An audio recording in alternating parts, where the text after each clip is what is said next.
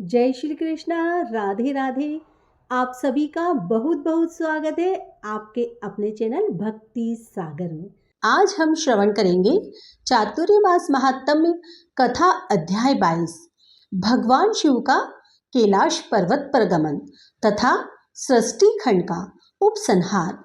ब्रह्मा जी कहते हैं, नारद मुने कुबेर के तपोबल से भगवान शिव का जिस प्रकार पर्वत श्रेष्ठ कैलाश पर शुभागमन हुआ वह प्रसंग सुनो। कुबेर को वर देने वाले विश्वेश्वर शिव जब उन्हें निधिपति होने का वर देकर अपने स्थान को चले गए, तब उन्होंने मन ही मन इस प्रकार विचार किया, ब्रह्मा जी के ललाट से जिनका प्रादुर्भाव हुआ है तथा जो प्रलय का कार्य संभालते हैं, वे रुद्र मेरे पूर्ण स्वरूप हैं। अतः उन्हीं के रूप में मैं गुहा के राजा के निवास स्थान कैलाश जाऊंगा।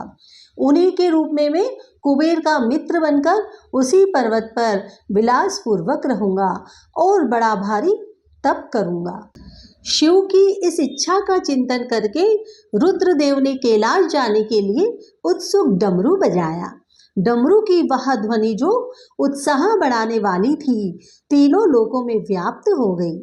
उसका विचित्र एवं गंभीर शब्द आवाहन की गति से युक्त था, अर्थात सुनने वालों को अपने पास आने की प्रेरणा दे रहा था। इस ध्वनि को सुनकर मैं विष्णु, सभी देवता, ऋषि, मूर्तिमान, आगम और निगम सीधे वहां आ पहुंचे। देवता और असुर आदि सब लोग बड़े उत्साह में भरकर वहां आए। भगवान शिव के सभी पार्षद तथा सर्वलोक वंदिते गणपाल भी जहां कहीं थे वहां से आ गए।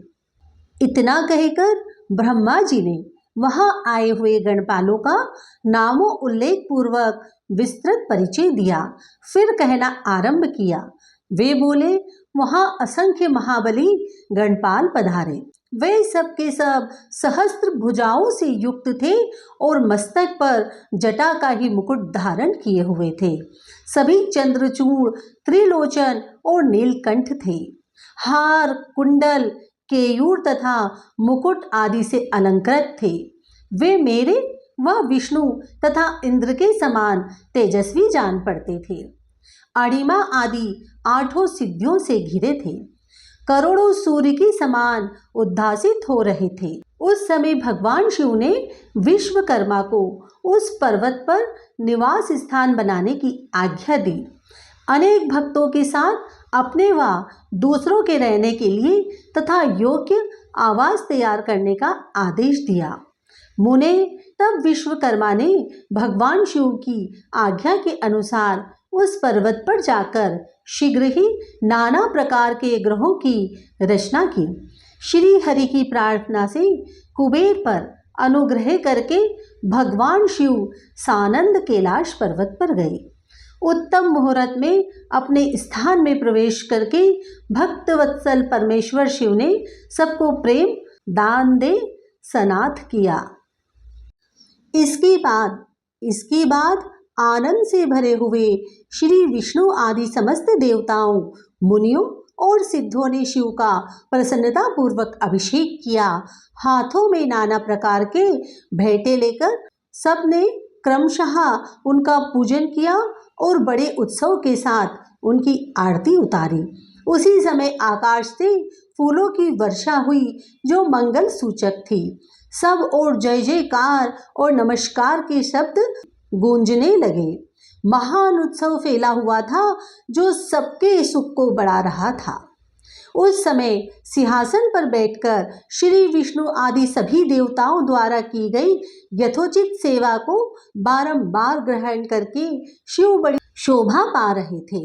देवताओं आदि सब लोगों ने सार्थक एवं प्रिय वचनों द्वारा लोक कल्याणकारी भगवान शंकर का पृथक पृथक स्तवन किया।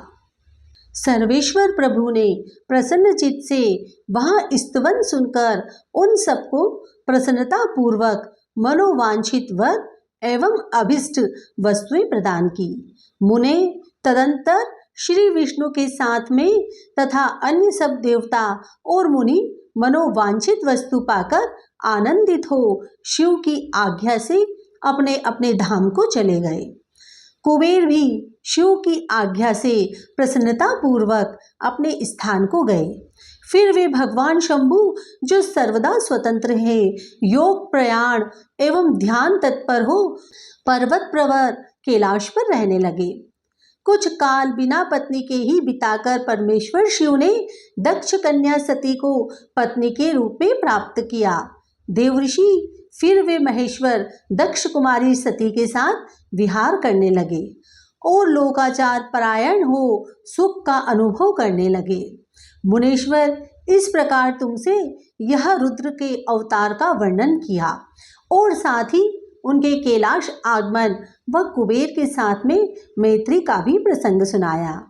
कैलाश के अंतर्गत होने वाली उनकी ज्ञानवर्धक लीला का भी वर्णन किया, जो लोक और परलोक में सदा संपूर्ण मनोवांछित फलों को देने वाली है। जो एकाग्रचित हो इस कथा को सुनता या पढ़ता है, वह इस लोक में भोग पाकर परलोक में मोक्ष प्राप्ति करता है। ओम नमः शिवाय।